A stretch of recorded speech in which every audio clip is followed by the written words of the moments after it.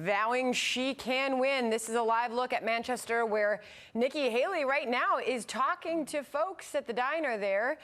This is another event that she's holding there ahead of the big primary there tomorrow. And it is shaping up to be a battle after Congresswoman Nancy Mace became the latest South Carolina Republican to unite behind Donald Trump, snubbing Haley, who lives in her district and supported her in the midterms. South Carolina Congresswoman Nancy Mace joins us now. Well, I mean, when you say it out loud, you think, well, why not? Why aren't you supporting Nikki Haley in the race?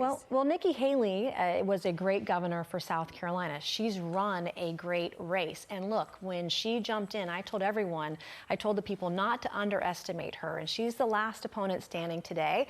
But I also have an obligation to listen to my voters in my district, to listen to the state of South Carolina. And they're saying what? Overwhelmingly, they are with Donald Trump. We've had 4 years of weakness in the White House. They don't want 4 more years of weakness in the White House under Joe Biden. They want 4 more years of strength. They want 4 more years of peace, prosperity, and patriotism.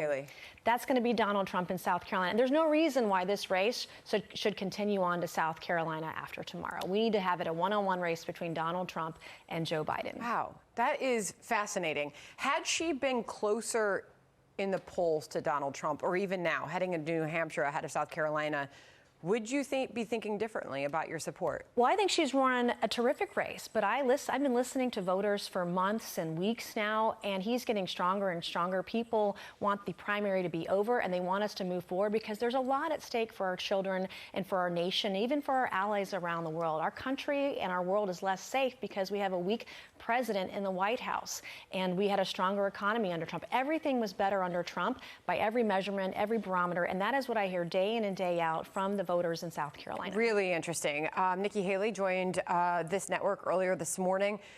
She is now talking about what she says is the chaos that surrounds Donald Trump. Listen. I was proud to serve America in his administration. I agree with a lot of his policies. He was good at breaking things. You got to be good at fixing things, too. This is a time we've got to fix America. That's what we're focused on. And rightly or wrongly, chaos follows him. To that, you say what, Congresswoman? Well, politics is a blood sport. Primaries are a blood sport. I mean, that is the nature of the beast when you're running for office.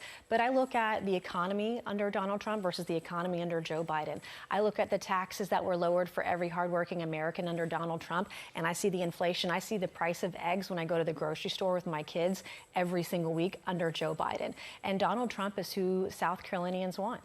Interesting. This is the hypothetical matchup with Donald Trump with Nikki Haley, potential 2024 matchup. Nikki Haley would beat Joe Biden 51 to 34%. Again, hypothetical matchup. Okay, so poll after poll shows she's got a great chance of beating Joe Biden in a general election.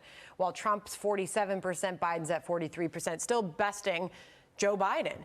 So in a general election matchup, do you think Nikki Haley could fare much better than a Donald Trump Joe Biden matchup? Well, it's up to the voters to decide who they want to be their nominee. And overwhelmingly, Donald Trump crushed it in Iowa. He's going to crush it tomorrow in New Hampshire. And when he gets to South Carolina, he's going to win my district and the entire state overwhelmingly. He is who the voters want, and we have to listen to those who elected us. You know, we were all sort of I shouldn't say surprised. We knew it was up there, but immigration ranked over the economy in Iowa in our Fox News voter analysis. What is it in South Carolina for voters there? What's the priority? Well, in our district, it's the economy and inflation. But in my district, it's about as purple as your blazer. The second issue in line is abortion. And then it's immigration. Immigration is one of those top 3 issues. But women's issues are going to be really important in the 2024 cycle as well. That is fascinating. Enjoyed the discussion. Thanks for being here. Yes, thank you. Good to have you, Congressman.